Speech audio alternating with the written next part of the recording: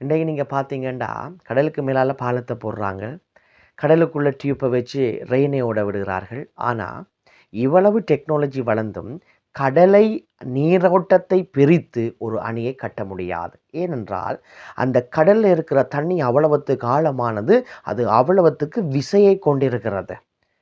ஆகவே ஒரு மனுஷனாலும் கடலை பிரித்து ஒரு அணையையோ அல்லது கடல் நீரை தடுக்கவோ முடியாது. ஆனால் வேதத்தில் நீங்கள் பார்த்தீங்களா, இஸ்ரவேல் மக்கள் செங்கடலுக்கு முன்பாய் வந்த பொழுது அங்கே தேவன் அந்த செங்கடலை பிரித்து அதே தண்ணீரை மதில் போல அங்கே நிற்க பண்ணுகிறார். அத்தனை லட்சம் பேர்களும் கடந்து போகும் மட்டும் அந்த தண்ணீர் மதில் போல அது பிரிக்கப்பட்டு நின்றது. எப்படி முடியும்? நாம் ஆராதிக்கிற தேவனாலே மாத்திரம்தான் இது முடியும்.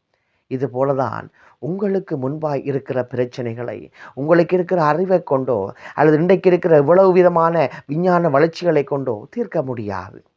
தேவன் தான் அதை உங்களுக்கு தீர்க்க முடியும். ஏனென்றால் அவர்தான் சர்வ சிருஷ்டிகர். ஆகவே உங்களுக்கு முன்பாய் எந்த பிளக்க முடியாத ஜலம் நின்றாலும் நாம் ஆராதிக்கிற தேவன் அந்த ஜலத்தை பிளந்து அவர் உங்களுக்கு பாதையை உண்டு பண்ண வல்லவராயிருக்கிறார். பரலோகத்தின் வாசல் அடைக்கப்பட்ட பொழுது கண்மலையால இயேசு கிறிஸ்து தன்னை கல்வாரி சிலுவிலே நமக்காய் பிளந்தார். அவர் கல்வாரி சிலுவிலே தன்னை பிளந்ததின் நிமித்தம் பரலோகத்துக்கான வாசல் திறக்கப்பட்டது. பரலோகத்துக்கான வாசலையே தன்னை பிளந்து உண்டு பண்ண தேவன் உங்களுக்கு முன்பாக இருக்கிற சின்ன சின்ன ஆழ்ந்த சமுத்திரமாகிய பிரச்சனைகளை அவர் பிளக்க மாட்டாரா? விசுவாசியுங்கள்.